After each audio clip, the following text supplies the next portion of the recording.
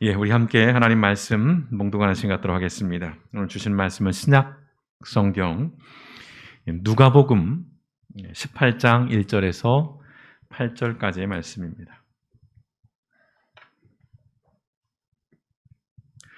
누가복음 18장 1절에서 8절까지의 말씀 우리 한 절씩 교독하겠습니다. 누가복음 18장 1절입니다. 예수께서 그들에게 항상 기도하고 낙심하지 말아야 할 것을 비유로 말씀하여 이르시되 어떤 도시에 하나님을 두려워하지 않고 사람을 무시하는 한 재판장이 있는데 그 도시에 한 과부가 있어 자주 그에게 가서 내 원수에 대한 나의 원한을 풀어주소서 하되 그가 얼마 동안 듣지 아니하다가 후에 속으로 생각하되 내가 하나님을 두려워하지 않고 사람을 무시하나 이 과부가 나를 번거롭게 하니 내가 그 원한을 풀어주리라. 그렇지 않으면 늘 와서 나를 괴롭게 하리라 하였느니라.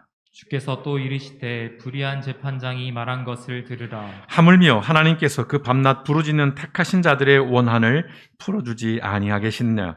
그들에게 오래 참으시겠느냐.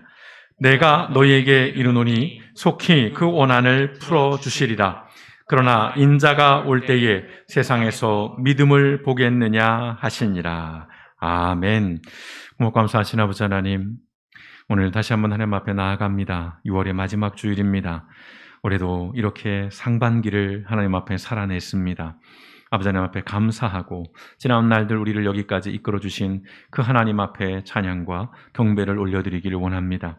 오늘도 아버지 하나님의 예배를 드립니다. 교회에서 또 각 가정에서 어디에 있든 하나님 앞에 머리를 조아리며 무릎을 꿇는 모든 믿음의 백성들의 삶 속에 하나님께서 충만한 은혜를 덧입혀 주시고 오늘도 아버지 하나님이여 귀한 예물을 구별하여 드린 귀한 손길들 하나님께서 기억하시고 그 예물을 통해서 하나님의 나라가 확장되어지며 하나님의 사람들이 아버지 하나님이여 시원케 되는 일들 가운데 귀하게 쓰여질 수 있도록 물질 가운데 우리 하나님 복 주시고 또한 아버지 하나님 풍성하고 넉넉하게 우리 하나님께서 역사하여 주시옵소서. 어렵고 힘든 시절, 특별히 코로나로 인하여 모두가 다 힘겨운 시절을 보냅니다. 특별히 믿음의 백성들의 삶 가운데 하나님께서 함께해 주시고 위로하시고 힘주시고 아버지 하나님 길들을 열어주심으로 어려운 시절 속에서도 감사를 잃지 않게 하시고 넉넉함으로 말미암아 아버지 하나님 작은 것일지라도 나누며 베풀며 사는 복된 인생들이 되어질 수 있도록 하늘의 하나님께서 하늘의 문을 여시고 아버지 하늘의 복을 넘치도록 부어 주시옵소서. 오늘도 아버지 하나님 예수 그리스도가 어떠한 분인가를 우리가 묵상하기를 원하오니 성령 하나님 오셔서 한 영혼 한 영혼 마음속에 찾아가 주셔서 오늘 말씀이 아멘으로 화답되어지며 우리의 삶 가운데서 실천되어질 수 있는 복된 말씀, 살아 역사하는 말씀이 될 수 있도록 성령 하나님 우리 가운데 함께 하시고 또한 주장하여 주시옵소서. 모든 말씀 우리를 원하신 예수님의 이름으로 감사하며 기도드렸습니다. 아멘. 오늘 말씀은 이런 질문을 좀 드려보는 것으로 시작을 해볼까 합니다. 좀 바보 같은 질문일 수도 있고요. 또는 들어보았을 만한 질문일 것 같긴 한데요. 이런 질문입니다. 한 번뿐인 인생을 살아가면서 가지 말아야 할 곳은 어디일까요? 라고 하는 질문입니다. 가지 말아야 할 곳은 어디일까? 많은 곳이 있겠죠. 요즘 들어서는 교회요 하는 분들도 많이 늘고 있는데요. 씁쓸한 현실이긴 합니다. 가지 말아야 할 곳. 떠올려 보시는 것이 있을 것인데요. 저는 한 3곳 정도로 생각을 해봤습니다. 제 생각입니다. 첫째는 경찰서고요. 두 번째는 법원이고요. 세 번째는 교도소입니다. 물론 어떤 분은 병원 얘기도 하고 여러 가지 얘기를 하지만 저는 경찰서와 법원과 교도소는 한 번 인생을 살아가는 과정에서 굳이 가지 않아도 되지 않을까 그렇게 생각을 합니다. 가보셨는지요? 저는 법원과 교도소는 아직은 못 가봤습니다. 앞으로는 어찌 될지 모르겠습니다만 제 기억 속에 제 기억입니다. 불분명할 수 있는데 경찰서는 3번 가봤습니다. 도대체 무슨 짓을 나쁜 일은 하나도 없고요. 한 번은 대전 북부경찰서에 강도 용의자 신원을 확인하기 위해서 강력반 반장님과 함께 가서 그런 게 있더구만요. 지역 내 관내에 여튼 용의자라고 할까요? 또는 전과자 표현이 그렇습니다만 명단이 쫙 사진과 있는데 그 파일을 계속 보면서 얼굴과 대조하는 일들을 위해서 한번 가봤고요. 두 번째 기억은 과속 위반, 범칙금. 그때는 경찰서에 가서 내게 됐었는데 대전 둔산 경찰서에 가서 아주 뼈아프게 범칙금을 내려갔던 기억이 있고요. 세 번째는 공중전화 박스에서 습득한 신용카드, 착한 일을 했습니다. 제가 명일동 파출소에 가서 카드를 전해주기 위해서 세 번의 그런 기억이 있습니다. 혹시 모르죠. 제가 감추고 있는 또 다른 경찰서 행위 있을 수는 있습니다만 생각해보면 굉장히 오래전 일입니다. 이런 기억들이. 바라기는 우리 성도 여러분께서는 이런 곳에 가시는 일이 없으시기를 주님의 이름으로 축원드립니다. 그러나 살다 보면 불가피하게 이런 곳을 가는 경우들도 있습니다. 예컨대 법원이 그런 곳이지요.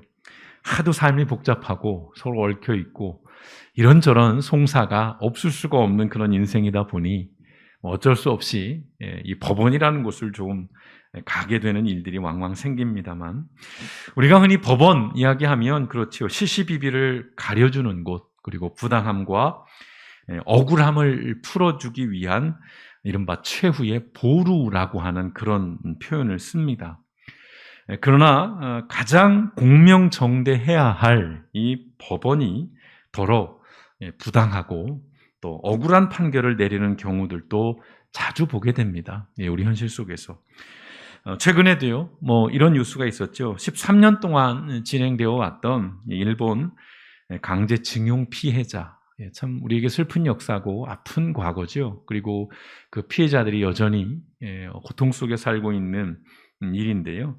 이 소송이 대법원 재판에서 겨우 1분 만에 각하 판결이 나오면서 우리 사회에 엄청난 파문을 일으켰던 일이 있습니다. 그래서 그 주심 판사에 대해서는 탄핵해라 이래서 많은 목소리들이 또 나기도 했습니다. 억울함을 풀기 위한 이 재판이 오히려 더 큰 억울함과 상처만을 남기는 그런 일이 되어버렸는데요. 더러는 잘못된 판결로 수십 년간 감옥살이, 억울한 감옥살이를 한 사람도 있습니다. 우리가 잘 아는 그 화성 연쇄살인 그 사건에 진범 이런 얘기들 하면서 억울하게 한 20년을 넘게 감옥에서 형살이를 한 사람도 우리가 듣게 되는데요. 심지어는 사형 집행 후에 그 사건에 진범이 잡히는 일도 더러 있습니다. 참, 이건 어떻게 해결할까 싶은 마음이 듭니다. 부당함과 억울함을 당하는 사람이 많다면 그 나라는 분명 잘못된 나라일 것입니다. 더구나 법원에서조차도 그 억울함과 그 부당함을 풀어주고 또 바로잡아주지 못한다면 그 나라는 정상적인 국가라고 부를 수 없을 것입니다. 지금으로부터 무려 2400여 년 전에 그리스의 철학자 아리스토텔레스는 이런 말을 했습니다. 만인이 법 앞에 평등한 국가만이 안정된 국가다. 무려 2400여 년 전에 했던 말이에요. 그런데 아직도 우리는 저 말을 깊이 받아들이고 있다는 것이지요. 만인이 법 앞에 평등한 국가만이 안정된 국가. 그래서 저 말에 빗대서 우리나라 어느 정치인은 이런 말도 했죠. 법 앞에 만인이 아닌 만 명만 평등한 대한민국이라고 하는 조금은 냉수적인 그런 이야기. 그러나 인정하기는 싫지만 부정할 수 없는 말을 남겼습니다. 이렇듯 기울어진 세상에서 살아가고 있는 현실에서 오늘 예수님께서 우리에게 이 누가복음 18장을 통해서 들려주시는 이야기는 그래서 더욱더 좀 특별하고 또 강렬함이 있습니다. 자, 오늘 예수님의 말씀은 제자들에게 들려주는 비유의 이야기입니다. 실제 있었던 이야기가 아니라 이제 교훈을 하기 위한 비유의 이야기인데요. 오늘 이 비유의 말씀을 하시는 이유, 목적에 대해서 밝혀주시는데 1절이 이렇게 시작을 합니다. 예수께서 그들에게, 제자들에게 얘기하는 것입니다. 항상 기도하고 낙심하지 말아야 할 것을 비유로 말씀하여. 그러니까 오늘 이 비유의 말씀의 핵심, 교훈은 뭐냐면 기도예요. 주제는 기도입니다. 기도에 관한 말씀을 하기 위해서 이 비유를 하시는 겁니다. 그런데 어떤 기도예요? 항상 기도하고 낙심하지 않는 기도를 하라는데 왜 그래야 하는지를 비유로 말씀을 해 주는 것입니다. 자, 예수님의 이야기는 본격적으로 이렇게 시작이 됩니다. 2절 말씀입니다. 같이 읽어보실까요? 시작. 어떤 도시에 하나님을 두려워하지 않고 사람을 무시하는 한 재판장이 있는데 라는 말씀으로 시작을 합니다. 굉장히 강렬하고 극단적이에요. 자, 한 도시에 하나님을 두려워하지 않아요. 뿐만 아니라 사람을 무시하는 재판장입니다. 건달이나 어떤 이런 강도나 이게 아니라 재판장인데 하나님을 두려워하지 않고 사람도 무시하는 그런 판사가 있다는 것입니다. 여러분 생각해 보십시오. 하나님을 두려워하지 않아요. 그리고 사람도 무시해요. 그러면 그 사람은 이미 판사로서의 자격이 없는 겁니다. 그럼에도 지금 이 사람이 판사의 일을 하고 있어요. 현직입니다. 자, 예수님은 이 재판장에 대해서 6절의 말씀에 보시면요. 불의한 재판장이라고 딱 규정을 해버리셔요. 예, 불의한 재판장. 이게 핵심 키워드입니다. 오늘 말씀에. 끊임없이 반복이 될 겁니다. 자, 불의한 재판장이라고 하는 이 인물 또는 이 인물이 상징하는 것은 오늘 우리가 처한 현실을 그대로 보여주고 있습니다. 여러분, 불의한이라는 말과 재판장이라는 말은 서로 양립할 수가 없어요. 그렇죠? 불의한데 재판장, 재판장인데 불의해? 이건 양립할 수 없는 것입니다. 그러나 우리가 잘 아시는 것처럼 우리가 살아가는 현실에서는 양립합니다.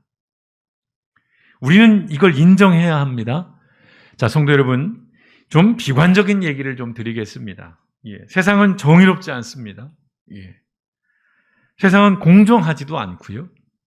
또한 세상은 평등하지도 않습니다. 또한 세상은 분명히 명백히 기울어져 있습니다. 또한 세상은 모든 사람이 똑같은 출발선에서 출발하지 않습니다. 또한 모든 사람에게 기회가 공정하게 주어지지 않습니다. 여기 청년들 너무 비관적으로 생각하지 마십시오. 자, 모든 경쟁이 동일한 조건에서 행해지지 않습니다. 모든 능력이 동등한 가치로 평가받지 않습니다. 아직 남았어요. 모든 노력이 정당한 대우를 받지 않습니다. 마지막으로 법은 모든 사람을 결코 평등하게 대하지 않습니다. 우리는 모두요, 바로 이런 불의한 재판장의 세상에서 살아가고 있습니다. 목사님 너무 비관적이잖아요. 부정적이잖아요. 그러나 냉정하게 우리는 부인할 수가 없는 것입니다. 우리가 살아가는 세상은 불의한 재판장의 세상입니다. 온갖 부조리함과 부당함과 억울함이 일상인 세상에서 우리가 살아가고 있습니다. 그러는 과정에서요, 세상이 유독 나에게만 가혹하고 잔인하게 대한다는 그런 생각이 들 때가 있습니다.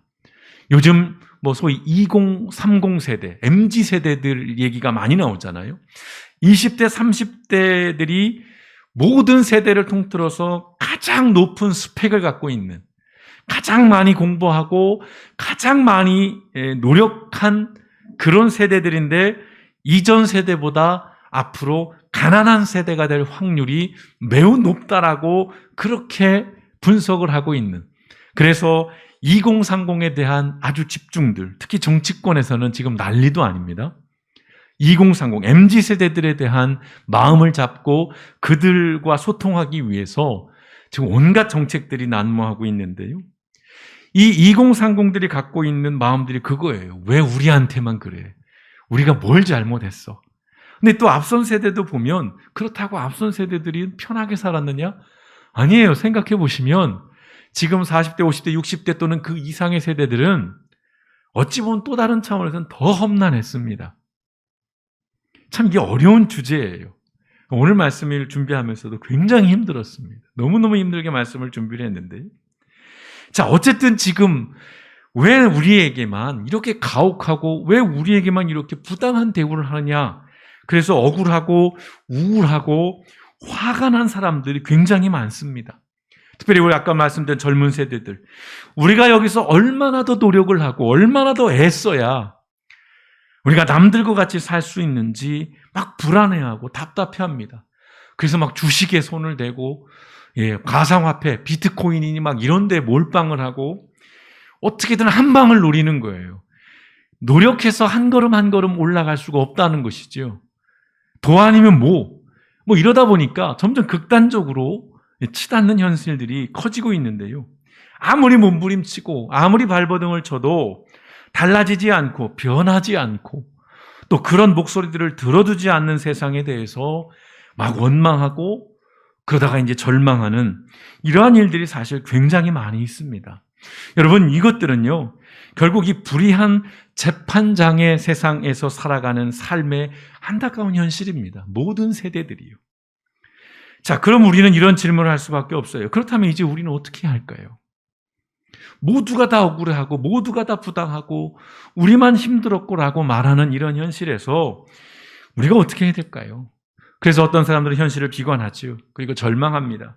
그래서 삶을 외면해버려요. 등져버립니다. 세상에 나오지 않거나 아예 스스로 목숨을 던져버리거나 또는 체념하고 포기하고 그렇게 살아가는 사람들이 있습니다. 더러는 불의하고 부당한 현실에 타협합니다. 그래? 바뀌지 않으면 내가 바꾸지? 내가 변화되지? 나도 그러면 똑같이 이걸 이용해서 나도 그냥 흐름 따라 살아야지? 그러면서 적응하며 살아가는 그런 사람들. 여러분, 우리는 어떻게 살아야 할까요?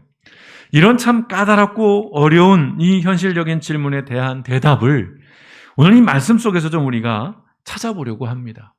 물론 이것이 또한 막 쉽게 주어지는 대답이거나 또는 만능적인 그런 대답은 아닙니다만 그러나 큰 줄기를 우리가 발견할 수 있는 그런 말씀이라고 여겨집니다.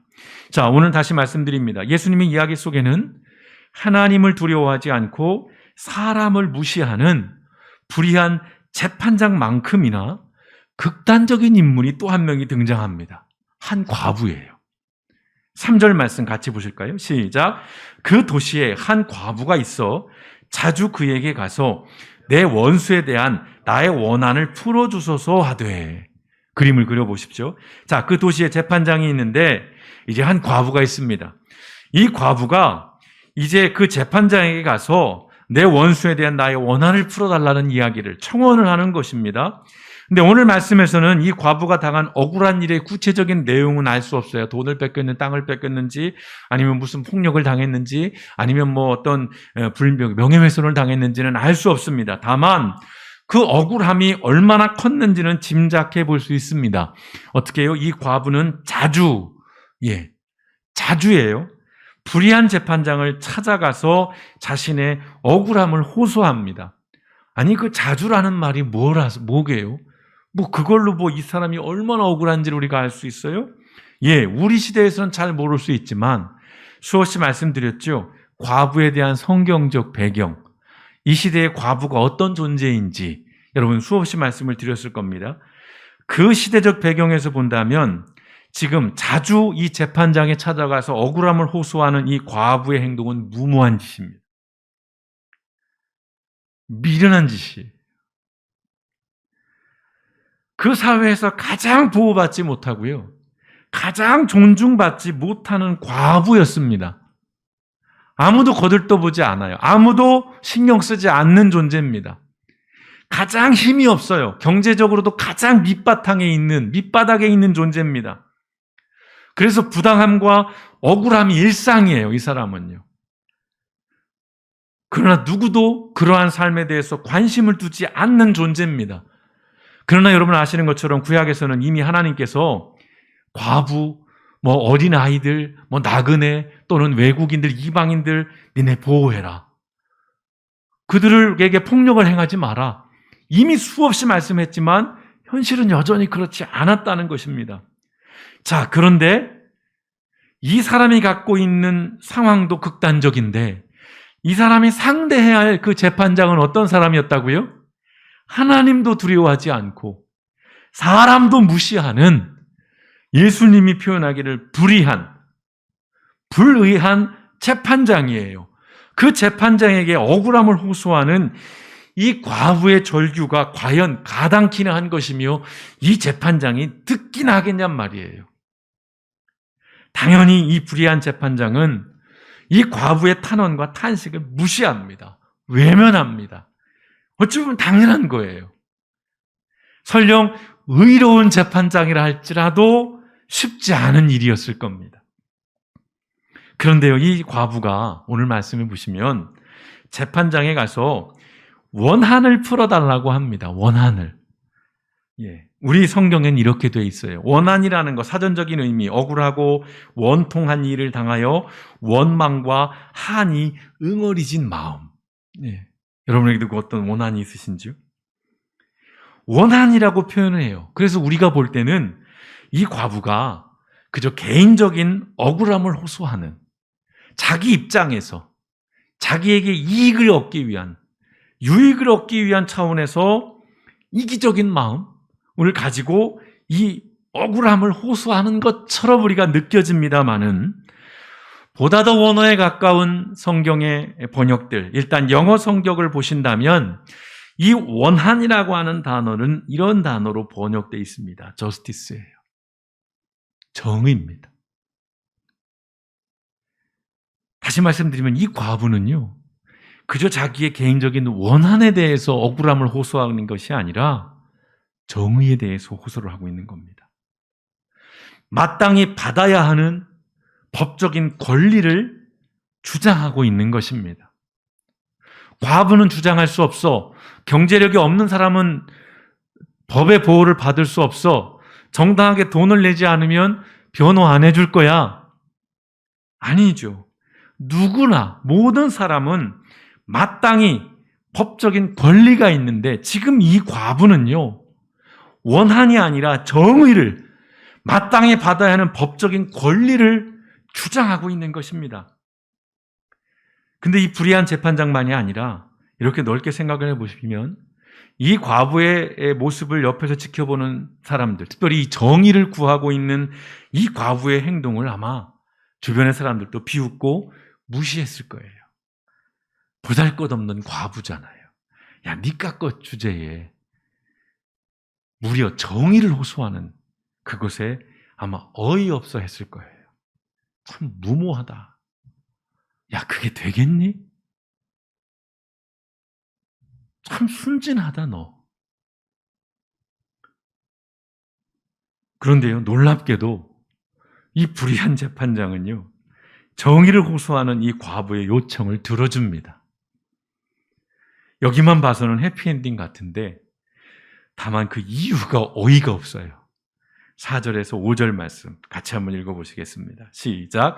그 재판관은 한동안 들어주려고 하지 않다가 얼마 뒤에 이렇게 혼자 말하였다. 내가 정말 하나님도 두려워하지 않고 사람도 존중하지 않지만 이 과부가 나를 이렇게 귀찮게 하니 그의 권리를 찾아 주어야 하겠다. 그렇게 하지 않으면 그가 자꾸만 찾아와서 나를 못 견디게 할 것이다.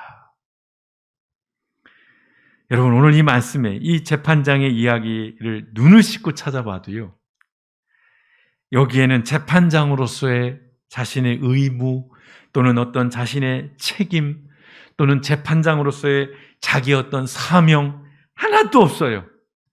또는 정의를 구현하기 위한 아무것도 없습니다.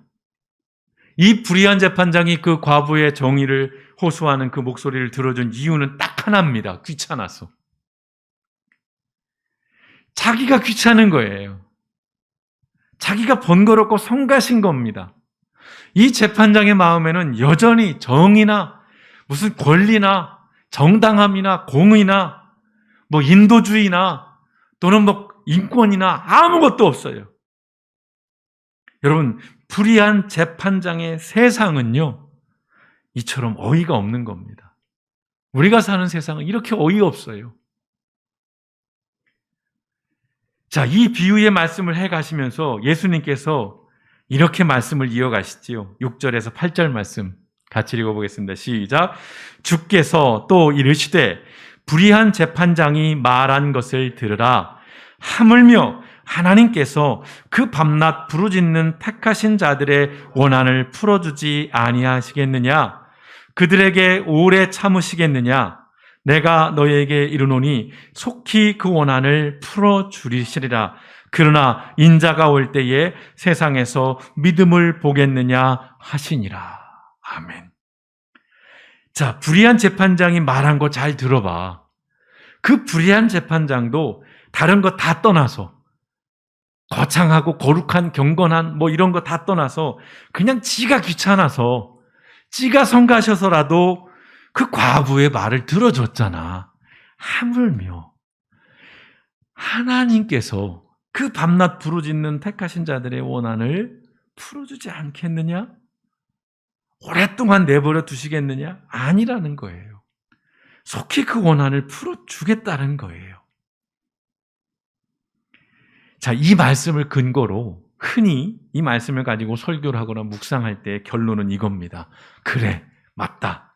내가 끈질기게 기도하면, 내가 포기하지 않고 하나님 앞에 간절하게 기도하면, 마치 인디언 기우제라는 말이 있죠. 비가 올 때까지 기우제를 지내니까 반드시 비가 옵니다. 그런 것처럼 내가 포기하지 않고 간절한 마음으로 끈질기게 하나님께 기도하면 하나님께서 내 기도를 들어주신다. 믿으시면 아멘. 이런 결론을 내신단 말이에요. 맞습니다. 틀린 말씀이 아니에요. 그런데 이 말씀이 전부는 아니라는 것입니다. 이 말씀이 갖고 있는 더 큰 교훈은 이겁니다. 끈질기게 기도하되, 포기하지 말고 기도하되, 어떤 것을 구하라는 거예요? 정의를 구하라는 것입니다. 그저 내게 이익이 되는 이기적인, 법적으로도 말도 안 되지만 내가 원하는 거니까, 내가 좋아하는 거니까, 상대가 어떻든 하나님께 내가 이걸 구하면 하나님은 내게 들어주시겠지. 아니요. 정욕을 위해서 쓰는 것 응답 안 된다라고 야고보서 말씀해 있습니다. 내 욕망과 내 욕심에 이끌린 기도 하나님이 들으시지 않는다는 거예요. 오늘 이 과부는요, 원한, 그러나 더 정확하게는 정의를 호소한 거예요. 정의를 가지고 구한 것입니다. 그런 기도를 드리라는 거예요. 하나님, 나 이거 갖고 원해요. 하나님, 나 이거 얻기를 원해요. 생각해 보라는 것입니다. 이것이 과연 정당한 것인지, 이것이 과연 옳은 것인지. 여기 수험생들 일주일 내내 놀다가, 6개월 내내 놀다가 내가 하나님 앞에 금식하리라, 내게 만점을 주시리라 믿습니다. 택도 없습니다. 대학 못 가요. 삼수 준비하세요. 그런 하나님 아니십니다. 여러분, 불의한 재판장이 불의한 세상을 상징한다면 오늘 과부는요, 우리 그리스도인들을 상징한다고 보시면 될 것 같습니다. 하나님을 두려워하지 않았어요. 그리고 하나님이 주신 사람을 무시하는 그 사람에 대해서 예수님은 규정했습니다. 불의한 재판장이라고요. 바로 이런 불의한 재판장의 세상에서 살아가는 보통의 그리스도인들, 유력자가 아닙니다. 권세가 있고 돈이 있고 어떤 대단한 빽이 있는 권력자들이 아니라 과부 같은, 아무런 힘도 없는 그런 보통의 그리스도인들이 하나님의 정의를 되찾기 위한 끈질긴 기도와 도전이 있어야 한다는 말씀을 오늘 예수님 우리에게 하시는 겁니다. 그리스도인은 우리가 살아가는 이 땅에 하나님의 정의가 회복되고 하나님의 공의가 바로 서기 위한 기도를 멈추지 말아야 한다는 것입니다. 근데 여기서 이제 이런 질문이 생겨요. 정의란 무엇인가? 마이클 샌더슨이 정의란 무엇인가라는 책을 냈을 때 사람들이 엄청나게 샀어요. 저도 샀습니다. 근데 반도 못 읽었어요, 아직요. 사놓고 몇 년 지났는데. 근데 그 책은 정말 어려운 책이거든요. 아무나 읽을 수 없는 책인데 얼마나 많은 사람들이 그 책을 샀는지 몰라요. 그리고 얼마나 많은 사람들이 지금 먼지가 쌓이게 책꽂이에 꽂아놓고 있는지 모릅니다. 근데 이유는 있는 거예요. 그만큼 사람들은 정의에 대해서 목말라하고 갈망하고 있다는 반증인 것이지요. 근데 참 어렵습니다. 정의가 뭘까? 근데 간단하게 말씀을 드리면 이렇습니다. 정의란요, 일반적으로 마땅히 받아야 하는 것을 주는 것이 정의입니다. 어렵게 생각하지 않으셨으면 좋겠어요. 그리고 오늘 거창하게 말씀을 드리지 않습니다. 마땅히 받아야 하는 것을 주는 것이 정의입니다. 근데 무서운 말씀이에요. 왜요? 그것이 보상이든 그것이 처벌이든 기울어지거나 치우침 없이 주는 것이 정의라는 것입니다. 일반적으로요. 잘했으면 보상을 하라는 것입니다. 그에 맞게. 잘못했으면 거기에 합당한 처벌을 하라는 겁니다. 이게 일단 기본적인 정의의 개념들인데요. 몇 가지 이렇게 좀 짧게 표현을 해보겠습니다. 정의는 모든 관계에서 올바로 행동하는 것입니다. 사장이면 사장답게, 직원이면 직원답게, 군인이면 군인답게, 목사면 목사답게, 정치인이면 정치인답게, 판사는 판사답게, 검사는 검사답게, 그게 정의라는 것이고요. 또한 정의는 깨어진 관계를 회복시키는 것입니다. 정의는 힘을 바르게 사용하는 것입니다. 반면 불의는 뭐겠어요? 그 힘을 남용하는 것이 불의인 것이죠. 정의는 공정한 경쟁을 보장합니다. 여기에 대해서 하고 싶은 말들은 너무 많지만 시간이 없습니다. 그런데요, 하나님의 정의는 사실은 이러한 정의보다 더 큰 정의예요. 바로 앞서 얘기한 정의들 맞는 말씀입니다. 그러나 하나님의 정의는 그보다 크다는 것이죠. 뭐예요? 하나님의 정의는 사랑입니다. 그럼에도 불구하고 줄 수 있어야 하고, 그럼에도 불구하고 참을 수 있고, 그럼에도 불구하고 용납할 수 있는 그것이 하나님의 정의라는 것인데요. 그런 의미에서 예수님이 하나님의 정의인 것입니다. 아들을 보내셔서 이 세상의 범죄, 그 죄악된 것을 정당하게 십자가라고 하는 곳에서 정당하게 처벌을 받으심으로 죄값을 치르심으로 구원이라고 하는 생명이라고 하는 선물을 우리에게 주셨잖아요. 그래서 예수님이 하나님의 정의입니다. 그래서요, 교회는 세상의 정의가 되어야 하는 것입니다. 그래서 그리스도인은 고통당하고 무시당하는 연약한 사람들의 얼굴을 볼 때 고개를 돌리지 않아야 한다는 것입니다. 교회가 또는 그리스도인들마저도 지금 부당한 일을 당하고 있고 어려운 일을 당하고 있는 사람들에 대해서 고개를 돌리고 외면한다면 세상엔 그야말로 소망이 없는 것입니다. 오로지 정글만 존재하죠. 약육강식만 존재하시고 힘의 논리만 존재하는 것이죠. 승리자가 정의가 되어버리는, 약자, 패배자가 불의가 되어버리는 그런 세상이 될 수밖에 없다는 것입니다. 그래서 말씀하시는 것입니다. 그리스도인은 끈질기게 기도해야 한다는 것입니다. 어떻게 개인적인 유익을 넘어서 모두를 위한 정의, 이것을 간구해야 한다는 것입니다. 오늘 예수님의 마지막 말씀이 좀 어려운 말씀이에요. 그리고 매우 좀 독특한 말씀입니다. 뭐라고 하셨죠? 인자가 올 때에, 예수님이 다시 오실 때, 재림에 관한 말씀이죠. 이 세상에서 믿음을 보겠느냐? 그러니까 믿음 없어도 된다, 이런 말처럼 언뜻 들려요. 그 말씀이 아닙니다. 이 말씀은 이 불의한 재판장의 세상에서 끝까지 믿음을 지키며 사는 일의 어려움을 말씀하는 거예요. 이런 불의한 세상에서 그리스도인들이, 교회 다니는 사람들이 여전히 믿음을 갖고 정의를 구하고, 그래, 우리만이라도 다르게 살아야 돼, 우리만이라도 세상이 바르게 되는 일 가운데 나도 부족하지만 포기하지 말고 살아봐야 보자, 그럴 수 있는 사람들이 많지 않다는 거예요. 왜요? 계속 넘어지고 타협하고 순응하고 물들며 살아간다는 것이죠. 그래서 예수님이 다시 올 때쯤 되면 믿음을 가진 사람들이 없을 거란 얘기예요. 그러니까 그렇게 살아도 된다는 말씀이 아니라, 아울러 이 말씀에는 그럼에도 끝까지 믿음을 지킬 것을 강권하시는 말씀이에요.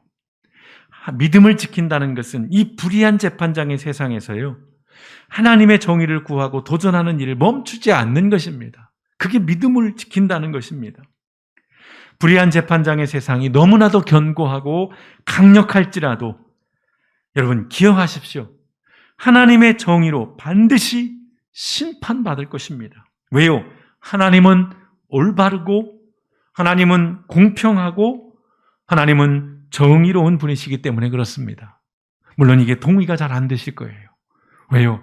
지금 당장 하나님의 올바름과 하나님의 공평하심과 하나님의 정의로우심이 내 삶에 좀 임했으면 좋겠는데, 그렇지 않으니까 현실에서는.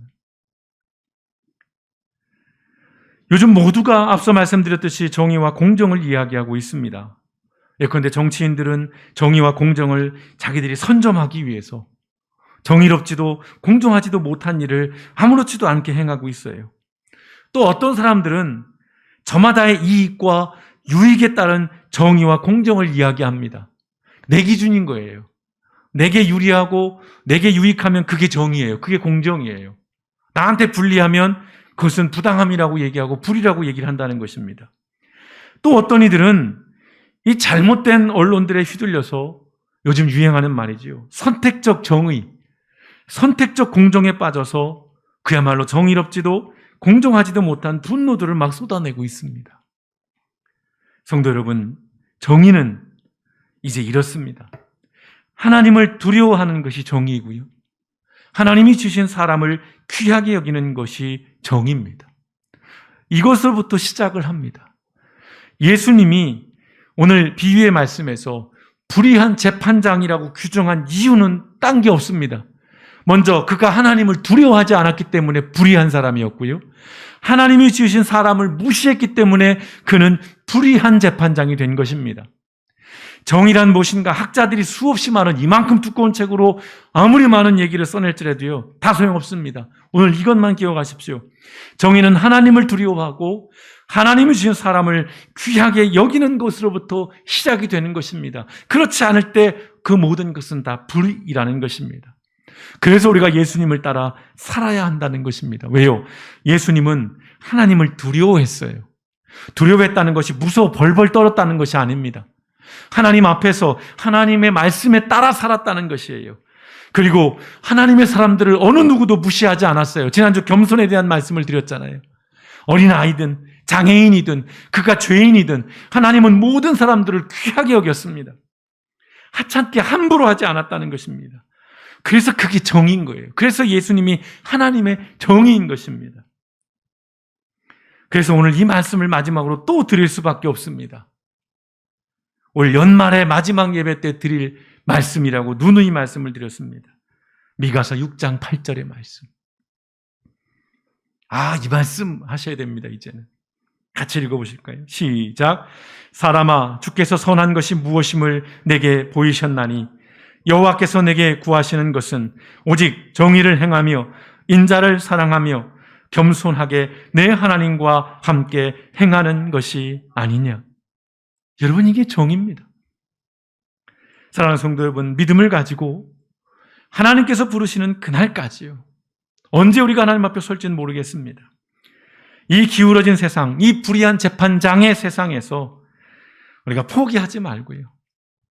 우리가 외면하지 말고 타협하거나 순응하지 말고요.